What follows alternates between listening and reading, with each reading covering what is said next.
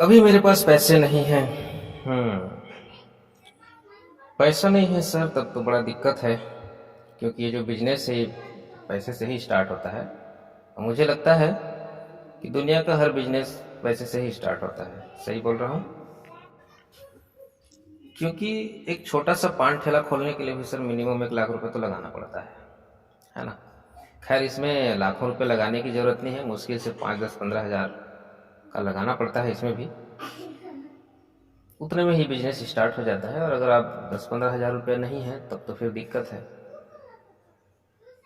इससे भी कम जितना भी हो सके अभी की स्थिति में आप जितना चाहें आप कर सकते हैं, ताकि आपका जो रिजर्वेशन है, कहना चाहिए एक जगह बुक हो जाए। इतना तो कर सकते हैं ना। मैं मानता हूँ 10, 15 हज़ार रुपये आपके पास नहीं होगा, जो भी है 2 हज़ार, 4 हज़ार, 5 हज़ार करिए, कोई दिक्कत नहीं है। सामने वाला अब ये बोले कि नहीं मेरे पास 2 हज़ार भी नहीं है, 500 भी नहीं है, तब क्या बोलना है? तब तो फिर ये बहुत गंभीर समस्या है सर। 500 भी अगर नहीं है तो बहुत बड़ा समस्या है ये। मतलब आपकी जो मेन समस्या है वो पैसा है। पैसे की कमी है आपके पास। चलिए ठीक है, कोई बात नहीं, जब भी पेमेंट होता है आप हमको बता दीजिएगा। अभी सर मैं आपको एक सवाल पूछता हूँ, बहुत ही मज़ेदार सवाल है। ये जो सवाल है मैंने एक किताब में पढ़ी थी, आपको बहुत मज़ा आएगा। आप ईमानदारी से इसका जवाब दीजिएगा। किताब में लिखा था सर कि मान लीजिए अभी कोई व्यक्ति आपके नाम में 10 लाख रुपए कर देता है और आपको ये बोलता है कि इस 10 लाख रुपए को आपको 1 महीने के अंदर में आपको खत्म करना है। तो ये शर्त है। लेकिन अगर आपने 1 महीने के अंदर में आपने 10 लाख रुपए को खत्म नहीं किया तो फिर आपसे और 20 लाख रुपया ले लिया जाएगा। अगर आपके पास नहीं है 20 लाख रुपया तो फिर आपको जो है ना जेल में सजा काटनी पड़ेगी। ये ऐसा एक सवाल था उसमें। तो यही सवाल मैं आपसे पूछना चाह रहा हूँ कि अगर ऐसा हो आपके पास तो आप उस 10 लाख रुपए को कहाँ कहाँ खर्च करना चाहेंगे? तो दोस्तों 80-90% लोग यही कहेंगे कि इस 10 लाख रुपए को का मैं घर बनाऊंगा, ये वो बहुत सारी ऐसी चीजें जो उसका घर भरते जाए। ऐसी चीजें 80-90% लोग ये बोलेंगे। टीवी, फ्रिज, कार, है ना। तो 10 लाख रुपया कोई बहुत बड़ा अमाउंट नहीं होता है, एक कार खरीदने से भी खत्म हो जाता है। तो इस टाइप की चीजें सामने वाला बताएंगे। उनके जवाब के बाद बोलना है बिल्कुल राइट आपने बोला सर। और लगभग 80-90% जो है ना आपके जैसे सोचते हैं। इस सवाल का जो जवाब है 80-90% जो लोग हैं ना वो आपके जैसे देते हैं।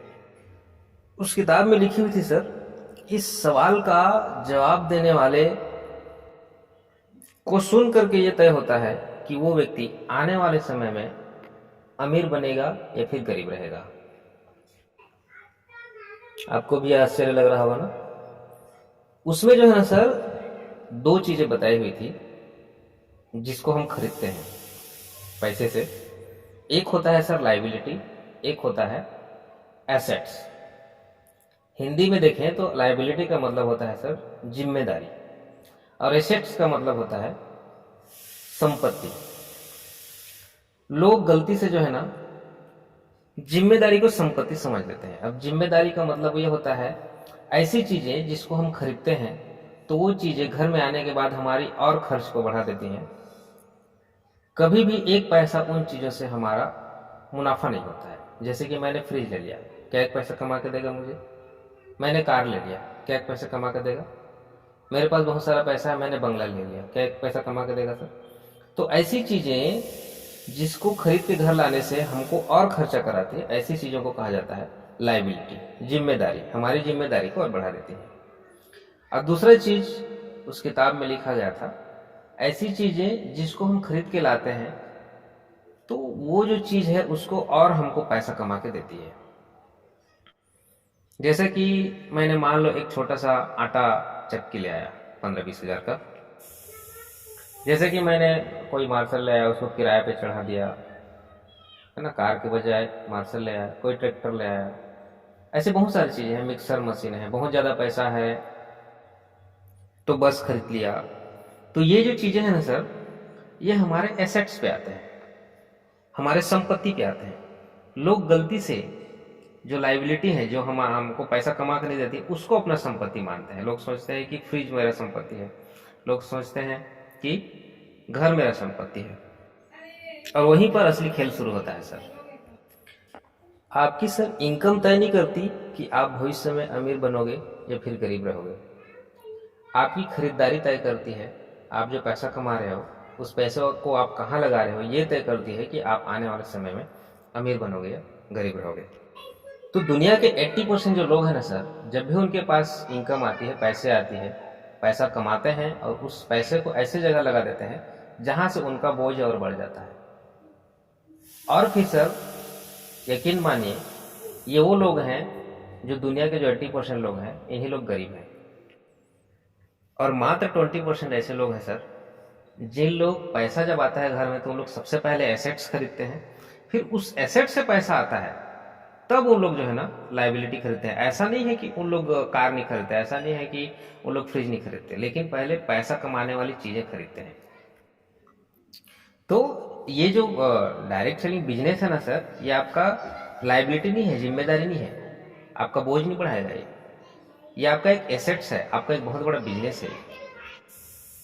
तो जो समझदार है, जो समझता है कि ये मेरा एसेट्स है, यहाँ से मुझे पैसा आने वाला है, उन लोग तुरंत ज्वाइन कर रहे हैं। और जिनको लग रहा है कि ये फालतू चीज है, मुझे कोई फायदा नहीं होने वाला है, उन लोग लाइबिलिटी खरीद रहे हैं।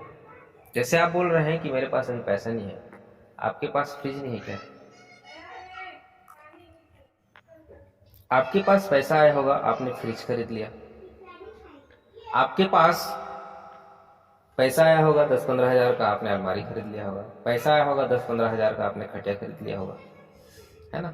ऐसे करते करते आपने न जाने कितने लाख खर्च कर चुके हैं ऐसी चीजों पे जहां पर आपको एक पैसा इनकम नहीं है।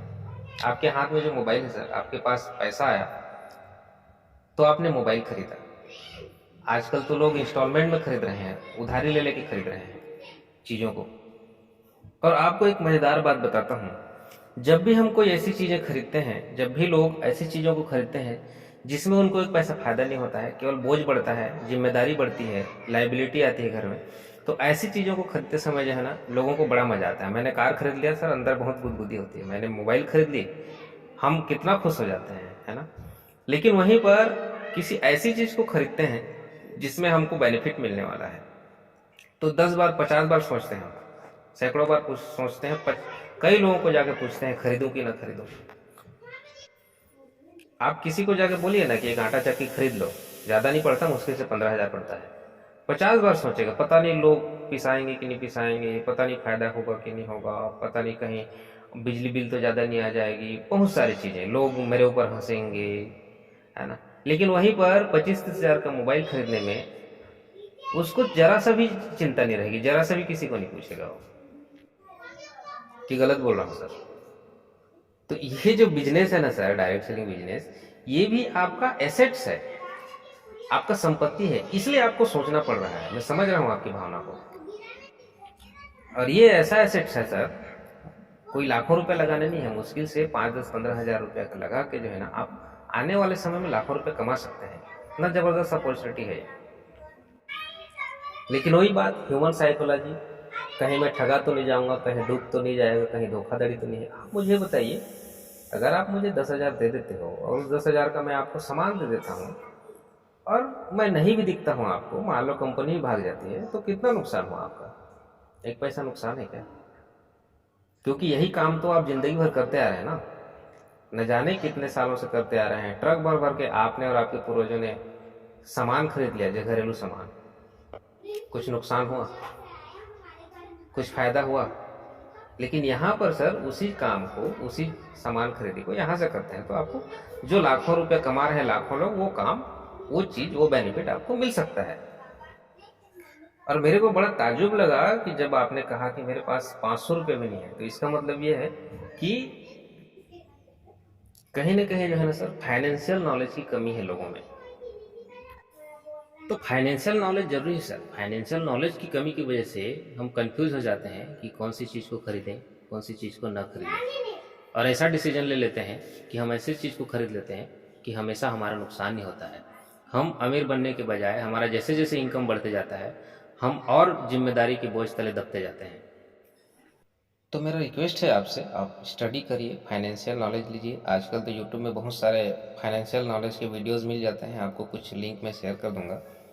और हम पे भरोसा रखिए, हम आपको एक बहुत बड़ा एसेट्स दे रहे हैं, बहुत बड़ा बिजनेस दे रहे हैं। कभी भी आपका नुकसान नहीं होगा, हम नहीं चाहेंगे। क्योंकि सर जब आप लखपति बनेंगे तभी हम करोड़पति बनेंगे। इसलिए जो है ना, इस बिजनेस में कोई भी व्यक्ति किसी को धोखा दे के आगे नहीं बढ़ सकता है सर। विश्वास करिए हमारा, स्टार्ट करते हैं और मिल के करोड़पति बनते हैं सर।